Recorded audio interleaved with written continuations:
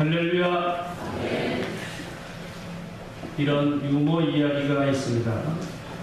어떤 목사님이 혼자 높은 산에 등산을 하다가 그만 실수로 절벽에서 굴러 떨어졌습니다. 이 목사님은 용케도 절벽 중간에 서 있는 소나무 가지를 하나 붙잡았습니다. 간신히 목숨을 구한 목사님은 절벽이라 해도 소리를 질렀습니다. 사람 살려. 위에 누구 없습니까? 그러던 위에서 소리가 들렸어요. 내가 여기 있노라. 목사님 반가워서 누구십니까?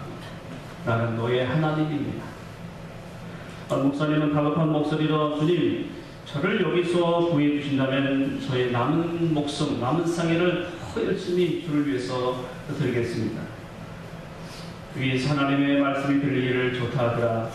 내가 너를 구해 줄 것이다. 그러면 네가 잡고 있는 소나무를 놓아라. 그러자 화들짝 놀란 목사님은 아니 주님이시오, 무슨 말씀입니까? 이 소나무를 놓치면 전 죽습니다.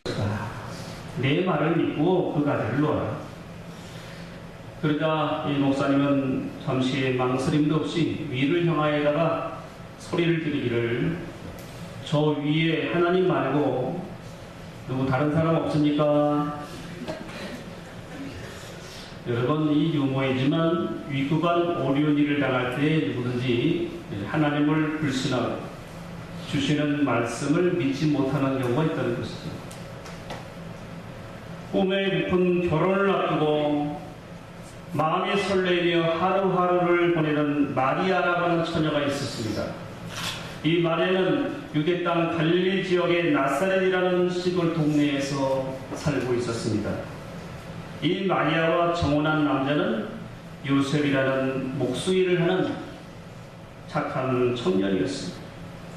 두 사람은 결혼식을 올리는 날까지 서로를 알아가면서 사랑을 나눕니다. 두 사람의 사랑 이야기는 양가는 물론이고 동네 사람들까지 다 알게 되었습니다. 모두들 부러워하는 아름다운 한 쌍이었습니다. 그러던 어느 날 처녀 마리아에게는 뜻밖의 사건이 일어났습니다. 하루는 천사가 마리아의 집을 방문했습니다. 천사는 마리아가 있는 곳으로 들어가서 은혜를 받은 자여 평안할지어다. 주께서 너와 함께 하시도다. 처녀 마리아는 이 천사의 갑작스런 방문에 깜짝 놀라고 매우 무서웠습니다. 아니, 이러한 인사가 무슨 말인가? 이럴 때 천사는 말하기를 마리아여, 무서워하지 말아라. 네가 하나님께 은혜를 입었느니라. 보라, 네가 잉태하여 아들을 낳으니 그 이름을 예수라 하라. 마리아는 어안이 벙벙했습니다.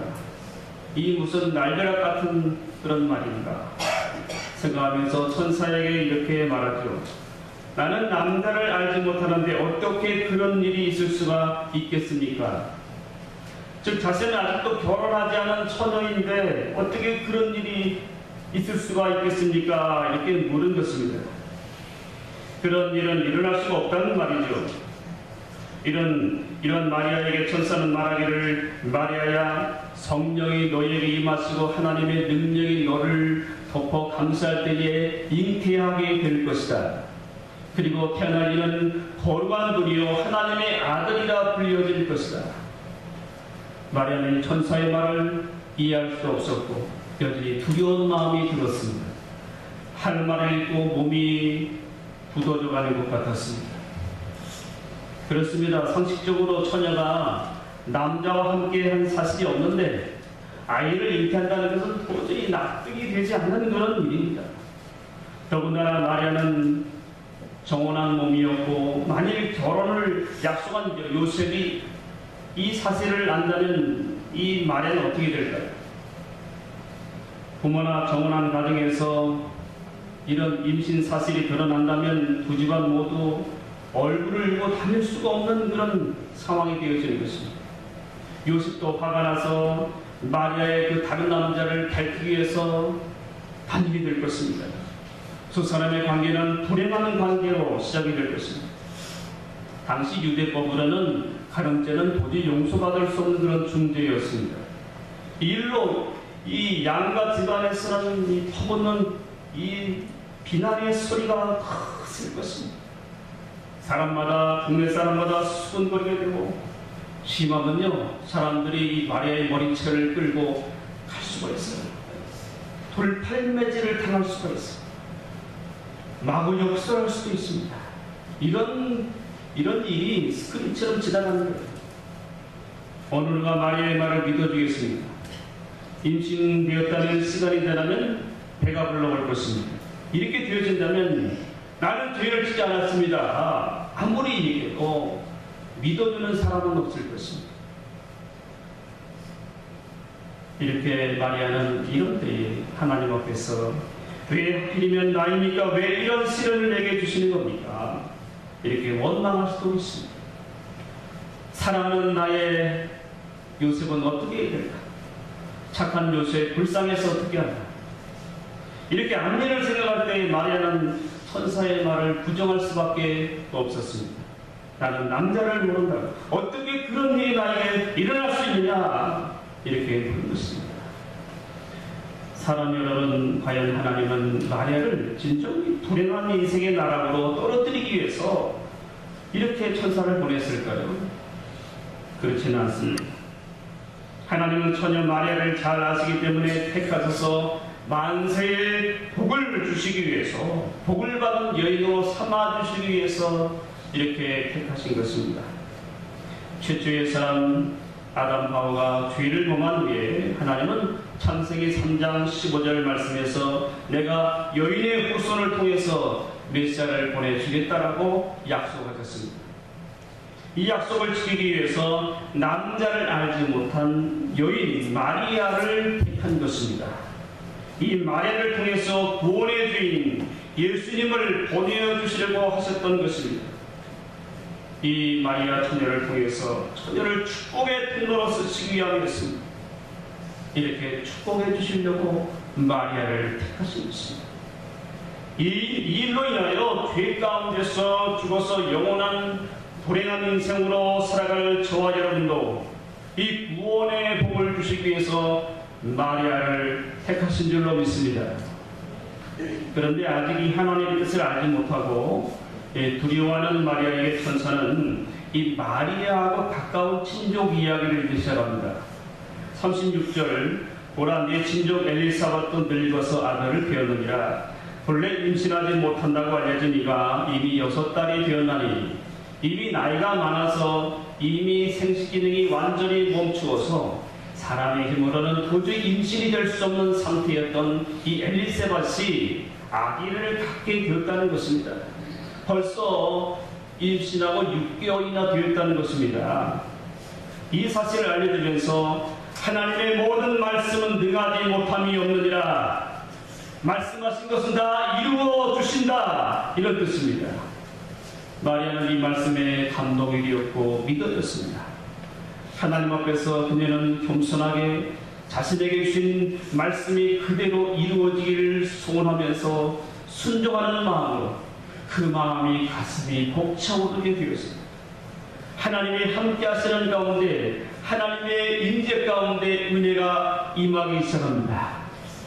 하나님께서 이 은혜를 주시는데 마음에 순종하는 결단이 서게 되어집니다.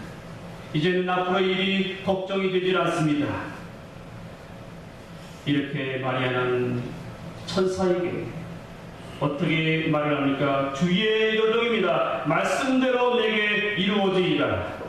주신 말씀대로 이루어지기를 바랍니다. 이 순종의 모습을 본 천사는 마리아에서 떠나갑니다. 이후 마리아는 파혼당합니까? 그렇지 않습니다. 요셉은 그런데 이 마리아를 잘 알지 못하기 때문에 임신 사실을 알고서 어떻게 해요? 드러내지 않고 파혼하려고 이제 결단하죠. 헤어져야 되겠다. 하지만 하나님께서는 주의 천사를 요셉에게 보내서 꿈속에서 말씀하시죠. 요셉아, 너는 마리아 데려오기를 무수하지 말아라. 그에게 들은 자는 성령으로 된 것이라 아들을 낳으니 예수라 하라. 이렇게 해서 친히 하나님이 나서서 오해나 분쟁의 요소를 다 제거해 주셨습니다. 하나님의 놀라운 계획을 알게 해주셨습니다. 이래서 이 요셉은 마리아를 돕는 사람이 되었습니다. 아들 낳기까지 동침하지 않았다라고 분명히 말씀하고 있습니다.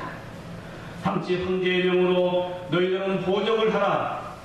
태어난 곳으로 가서 호적을 하라는 명령이 떨어져서 요셉은 마리아를 데리고 베들레헴으로 떠나죠. 이제 만삭이 되어서 베들레헴에 도착했는데 아기가 태어나자마자 빈 방이 없어서 마룻간에 겨우 들어가서 거기서 예수님이 태어났어요. 예수님이 탄생했습니다. 여러분, 이렇게 참으로 하나님께서는 이 동정녀 마리아를 통해서 예수님이 태어나도록 역사하신 것입니다. 이래서 예수님의 육신의 어머니가 되어서 만세의 복을 받은 여인이 된 것입니다. 예수님은 택한 온 인류와 저와 여러분이 영원한 사망을 위해서 영원한 생명을 주기 위해서 이 땅에 오신 것입니다. 이 하나님의 은혜와 사랑하심에 감사하고 우리 기쁨으로 찬양으로 영광을 돌려드릴 줄로 믿습니다. 사랑하는 성도 여러분, 하나님 오늘도 저와 여러분에게 여전히 말씀하십니다. 내 자녀들아, 하나님의 말씀은 능치 못하심이 없느니라. 그런데 우리는 나의 현재 어려움과 당한 고난과 시련을 어떻게 극복해 나가고 있습니까? 내 생각과 내 판단으로 우리는 혹시 이렇게 말하지는 않습니까? 지금 이 일은 도저히 해결될 수 없는 것입니다. 어떻게 저에게 이런 불행이 있는 것입니까? 이것은 하나님이라고 하셔도 안 되는 일입니다. 제가 그냥 감당해야 될 몫입니다. 그러면서 영리하고 범인 속에서 살아가고 있지는 않습니까? 하나님이 도와주시면 좋고 그렇지 않으면 찬양할 수밖에 없습니다. 이렇게 하면서 낙심하고 있지는 않습니까? 하나님은 이렇게 약해진 저와 여러분에게 동일하게 말씀하십니다. 성령님이 너와 함께 하시느니라. 성령의 눈이 너를 덮어 감쌀 때에 문제가 해결될 것이다. 하나님의 말씀을 믿고 순종할 때에 그대로 이루어지리라. 우리는 마리아처럼 이 말씀을 믿고 순종하겠다는 결단을 해야 될 것입니다. 제가 하나님을 믿습니다. 말씀이 능하게 하심을 믿습니다. 말씀대로 제게 이루어질 줄로 믿습니다. 하고 담대하게 말씀 붙들고 믿음으로 용기 있게 나갈 때에 이렇게 하나님께서는 역사하십니다. 현실적으로는 아무것도 보이지 않고 답답하고 힘들어도 하나님이 함께 하실 것입니다. 하나님은 천사를 보내어서 마리아의 주권을 다 정리하시고 오해를 다 풀어주시고 방해 요소를 다 제거해 주셨어요. 이렇게 해주신 것처럼 나의 문제도 하나님이 친히 나서서 해결해 주실 것입니다. 이것을 체험하게 될 것입니다. 새 힘을 주시고 일어나게 하실 것입니다. 약속의 말씀을 믿는 대로 역사하실 줄로 믿습니다. 서울 도심 속에서 제가 목회할 때였습니다. 공기도 안 좋고요. 또 사람들의 마음도 매우 강팍한 아주 서울 깍쟁이들이 많이 있었습니다. 명절 때가 되면 여전도에 선물한다는 것이 짠지를 선물하다. 아주 짜도 그렇게 짤 수가 없었어요. 참 건강도 좀 안 좋아지고 그래서 목회 어려움을 겪으면서 저는 이렇게 기도를 했습니다. 하나님, 제가 좀 공기 좋은 곳에서 목회하길 원합니다. 산도 있고 물도 흐르고 시골 전원 속에 있는 교회에서 목회하길 원합니다. 마음도 순수하고 넉넉한 성도들을 만나기를 원합니다. 막연하지만 이렇게 믿음으로 기도했습니다. 근데 지금 되돌아보니까 하나님 응답을 주신 거예요. 바로 우리 행주교회가 와보니까 산도 있고 물도 흐르고 강도 있고 이 전원 속의 교회 아닙니까? 또 성도님들의 마음도 순수하고 마음도 넉넉한 것을 보니까 하나님이 이렇게 참 그 믿음의 기도 정확하게 날 응답하시는구나. 할렐루야. 우리 성도님들, 예수님이 이 세상에 오신 목적은 요한복음 10장 10절에 도둑이 오는 것도 도둑질하고 죽이고 멸망시키는 것뿐이요 내가 온 것은 양으로 생명을 얻게 하고 더 풍성히 얻게 하려는 것이라 이렇게 말씀하셨어요. 즉 악한 마귀는 사람들의 마음을 빼앗아서 죄로 물들게 하고 죄 가운데서 파멸되어지고 영원히 죽게 만들지만 예수님은 이렇게 저와 여러분에게 영원한 생명을 주기 위해서 이 땅에 오신 것입니다. 또 예수님께서 십자가에서 모든 구원을 다 이루시고 우리에게 풍성한 삶을 주시기 위해서 이 땅에 오신 것입니다. 십자가에서 우리의 모든 죄를 다 담당해 주셨습니다. 질병과 고통을 담당해 주셨습니다. 연약함을 담당해 주셨습니다. 가난도 슬픔도 담당해 주신 줄로 믿습니다. 오늘도 이렇게 하나님이 주신 이 말씀을 믿으라고 했습니다. 이 구원의 말씀은 능치무단이 없느니라고 말씀하십니다. 그런데 우리는 자신에 대한 힘든 현실을 바라보면서 이 하나님의 말씀이 내게 이루어지지 않는다라고 여길 때가 있는 것입니다. 하나님은 이 일은 이룰 수가 없다고 판단합니다. 그리고 말씀을 믿지도 않고 말씀을 붙들지도 않습니다. 하나님 아버지는 사랑하는 자녀이기 때문에 내가 말씀대로 이루어지게 아니라 믿음으로 이루어지리라 이렇게 말씀하시는데 정작 나 자신은 그것이 어떻게 내게 이루어지겠습니까? 이성적으로 합리적으로 생각할 때 불가능하지 않겠습니까? 이렇게 반문하는 것입니다. 이때 하나님께서는 너를 오늘날 성령으로 오신 주님을 믿으라.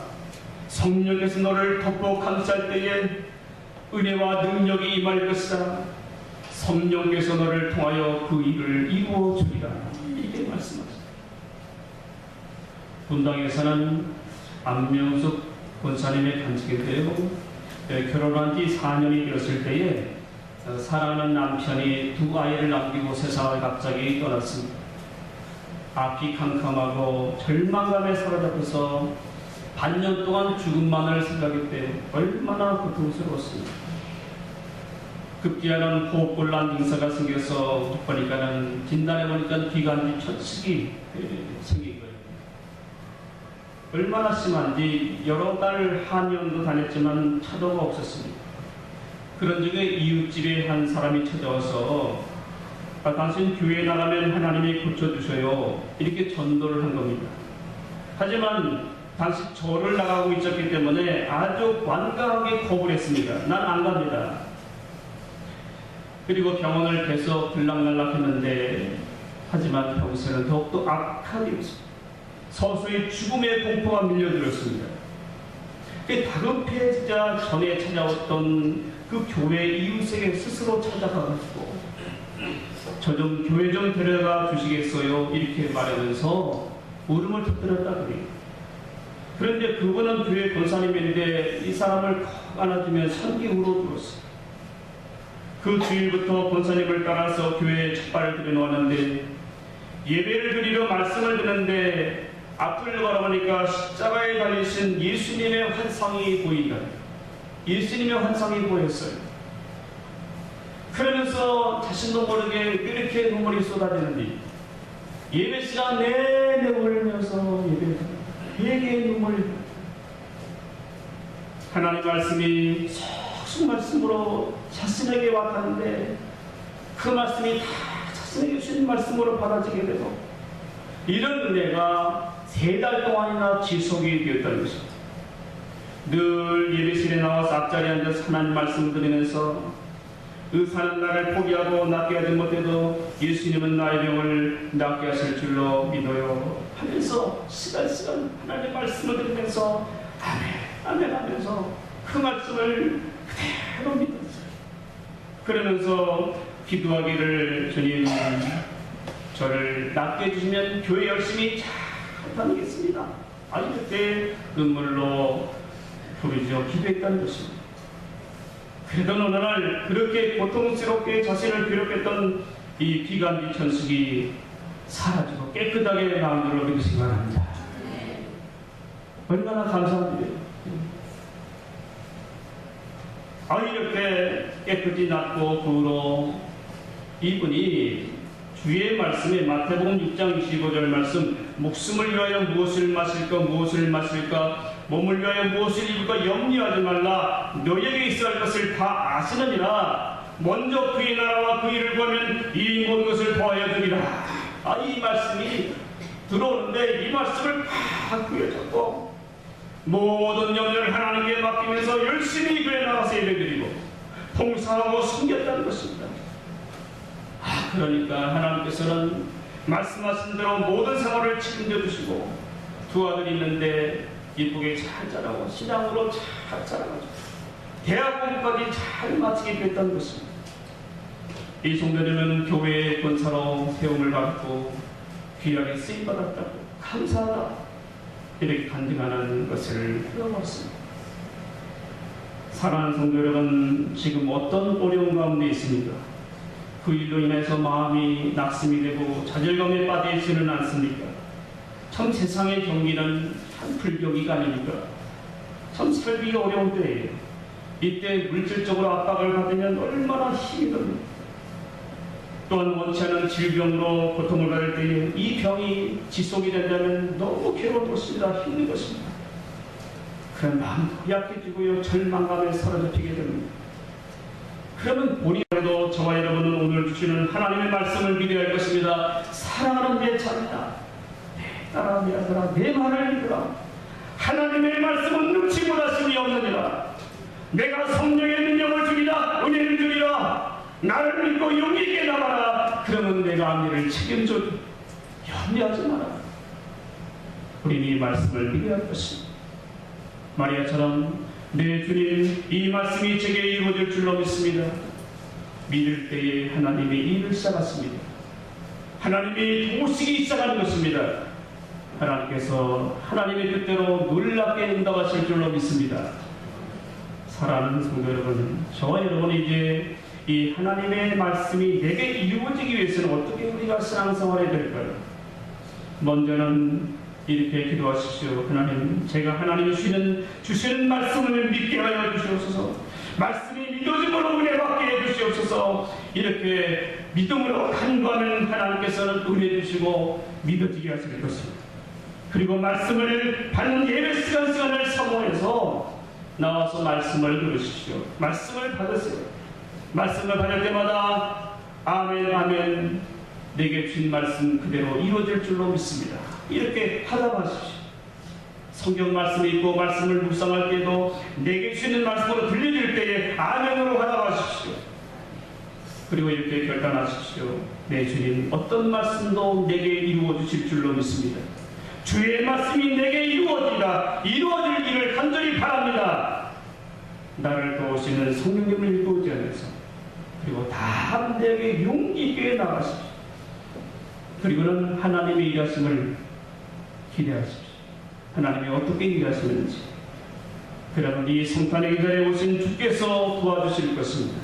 성령의 능력으로 응답을 주실 것입니다. 하나님께서는 치유하시고 회복되게 하실 것입니다.